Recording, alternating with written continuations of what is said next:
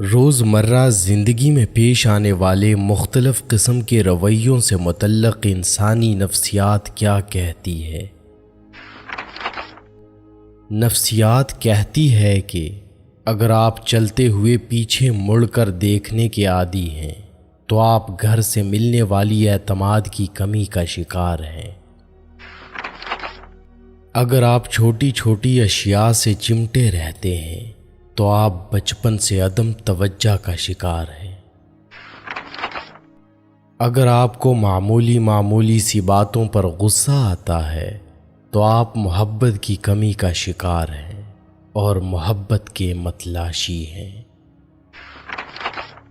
اگر آپ اس کے بارے میں بات کرتے ہیں جس سے آپ کبھی پیار کرتے تھے تو اس کا مطلب ہے کہ آپ اب بھی اس سے پیار کرتے ہیں۔ اگر آپ بیٹھے بیٹھے ہاتھ پاؤں ہلاتے رہتے ہیں تو آپ ذہنی انتشار کا شکار ہیں۔ اگر آپ سیدھی لائن میں بآسانی نہیں چل سکتے تو یقین کیجئے کہ آپ طلسماتی خرابی کا شکار ہیں۔ اگر ٹانگیں پیٹ کے ساتھ چمٹا کر سونا آپ کی عادت ہے تو آپ بچپن سے خوف اور عدم توجہ کا شکار رہے ہیں۔ اگر آپ ناک میں انگلی ڈالنے کے عادی ہیں تو آپ کسی نفسیاتی الجھن کا شکار ہیں۔ اگر آپ کا بچہ افق یا آسمان پر نظریں جمائے رکھتا ہے تو یقین کیجئے کہ وہ رومانی دماغ اور گہری سوچ کا مالک ہوگا۔ اگر آپ زیادہ دیر تک سوتے رہتے ہیں تو آپ اعصابی کمزوری میں مبتلا ہو سکتے ہیں۔ جو لوگ بہترین مشورہ دیتے ہیں وہ عام طور پر سب سے زیادہ مسائل کا شکار ہوتے ہیں۔ جو لوگ عام طور پر بہت اچھے ہوتے ہیں وہ اندر سے اتنے ہی زخمی ہوتے ہیں۔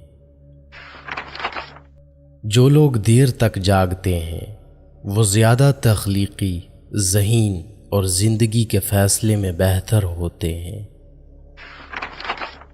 جو لوگ اپنے کام کے دوران دوسروں کی مداخلت پسند نہیں کرتے وہ زیادہ اچھے ورکر ثابت ہوتے ہیں۔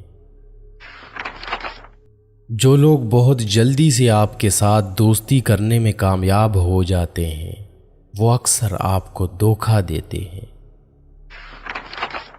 جو شخص سب کو خوش رکھنے کی کوشش کرتا ہے وہ اکثر تنہا رہ جاتا ہے۔ جو بچے جلدی بولنا شروع کر دیتے ہیں ان کی یادداشت بہت مضبوط ہوتی ہے۔ جب آپ مسکراتے ہیں تو آپ کی توانائی کئی گنا زیادہ بڑھ جاتی ہے۔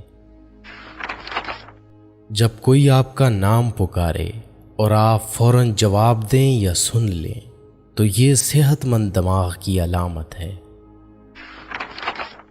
جب آپ کسی سے ہاتھ ملاتے ہیں تو اگر وہ شخص آپ کا ہاتھ فوراً نہیں چھوڑتا تو سمجھ لیجئے کہ آپ ایک بہت پر اعتماد شخص سے مل رہے ہیں۔ جن لوگوں کی سونگھنے کی حس بہت اچھی اور تیز ہوتی ہے ان کا دماغ بھی تیز ہوتا ہے۔ آپ کا ذہن ویسا ہی کام کرتا ہے جیسا کہ آرڈر وصول کرتا ہے۔ آپ کا سفر بہت ہلکا اور آسان ہو جائے گا اگر آپ اپنے ماضی کو اپنے ساتھ نہیں رکھیں گے۔ آپ عادتاً جو سوچتے ہیں ظاہراً وہی بنتے چلے جاتے ہیں۔ عموماً دیکھنے میں آتا ہے کہ ایک بہت اچھے انسان کو اس کی فیملی وہ ویلیو نہیں دیتی جو دوسرے لوگ دیتے ہیں۔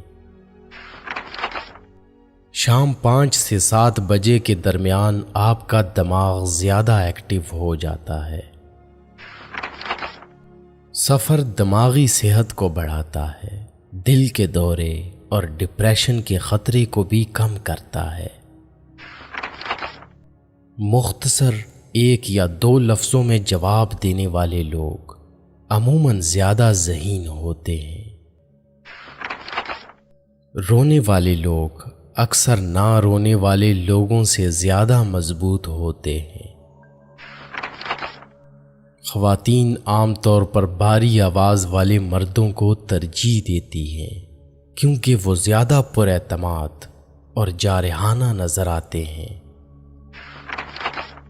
تجربہ کار لوگوں کی تجاویز کو ضرور سنیں کیونکہ وہ اپنی ناکامی کی وجوہات بھی جانتے ہیں۔ خود غرض لوگوں کی دنیا اپنی ذات تک ہی محدود ہوتی ہے۔ آپ ان کے لیے جو کچھ بھی کر لیں، اگلے دن انہیں یاد تک نہیں رہتا۔ رات کو نیند نہ آنے کا مطلب ہے کہ آپ کسی کے خواب میں جاگ رہے ہیں۔ بعض اوقات حسد آپ کے دماغ کا طریقہ ہوتا ہے جو آپ کو دکھاتا ہے کہ آپ کسی کی کتنی پرواہ کرتے ہیں۔ کبھی بھی کسی کے ساتھ زیادہ پیار یا دیکھ بھال کا اظہار نہ کریں کیونکہ یہ انسانی رجحان ہے کہ وہ ہمیشہ مفت کی چیز کو کم سمجھتا ہے۔ انسان جتنا ہوشیار ہوتا ہے اتنا ہی تیزی سے سوچتا ہے اور اس کی لکھاوٹ اتنی ہی سست ہوتی ہے۔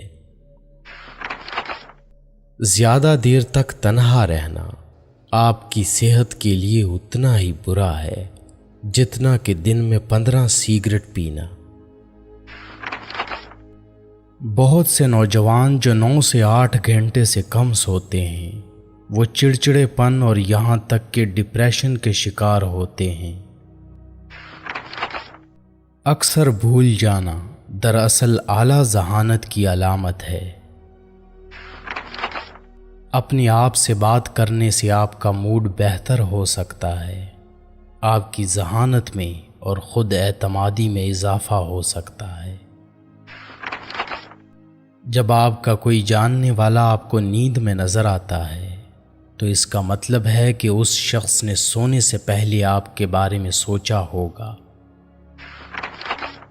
جب آپ کو کسی ایسے شخص کی طرف سے نظر انداز کیا جاتا ہے جس کی توجہ آپ کے لیے سب سے زیادہ اہمیت رکھتی ہے تو آپ کے دماغ میں رد عمل جسمانی درد کی طرح ہوگا۔ جذباتی لوگوں میں دوسروں کے مقابلے میں زیادہ طاقت ہوتی ہے کیونکہ وہ ہر چیز کو جذبات سے جوڑتے ہیں۔